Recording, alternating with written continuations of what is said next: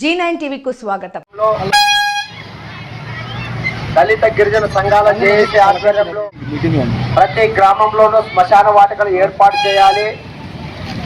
మరి అలాగే ఇప్పటికే కబ్జా చేసినటువంటి శ్మశాన వాటికలను తిరిగి ఆ గ్రామ ప్రజలకు అప్పచెప్పి ఎవరైతే కబ్జా చేస్తారో వారి మీద కఠిన చర్యలు తీసుకోవాలని చెప్పేసి డిమాండ్ చేస్తూ జిల్లా వ్యాప్తంగా దీపయాత్ర నిర్వహించుకోవడం జరుగుతుంది.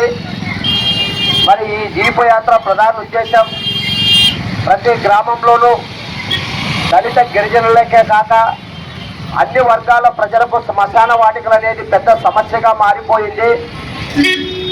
మరి ఇంత జరుగుతుంటే ఈ రాష్ట్ర కేంద్ర ప్రభుత్వాలు పట్టించుకోకపోవడం అనేది కూడా చాలా అన్యాయంగా భావిస్తున్నాం.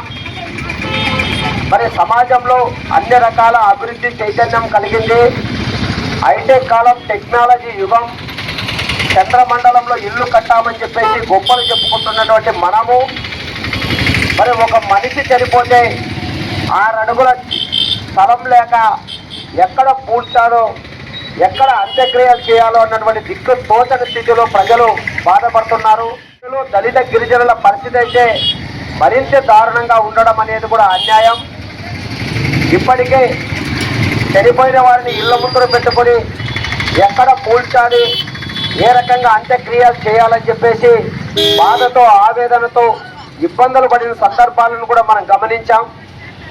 మరి ఇదే విషయాన్ని అధికారులు నాయకుల దృష్టికి తీసుకెళ్ళినప్పటికీ వాళ్ళు కూడా చూసి చూడనట్లుగా వ్యవహరించడం, లేదంటే వాళ్ళు సమస్య జరిగినప్పుడు అంటే చనిపోయినప్పుడు మాత్రమే వస్తారు, వచ్చి మీకు మాయమాటలు చెప్పి మభ్యపెట్టి ఆ తర్వాత వాళ్ళు తప్పించుకున్న సందర్భాలను కూడా మనం చూసాం.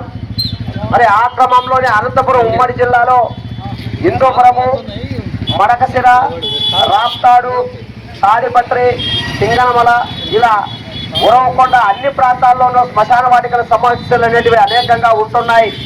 దీని మీద మేము పెద్ద ఎత్తున ఇప్పటికే వివిధ రకాలుగా ఉద్యమాలు చేశాం, ఆందోళనలు కూడా చేయడం జరిగింది.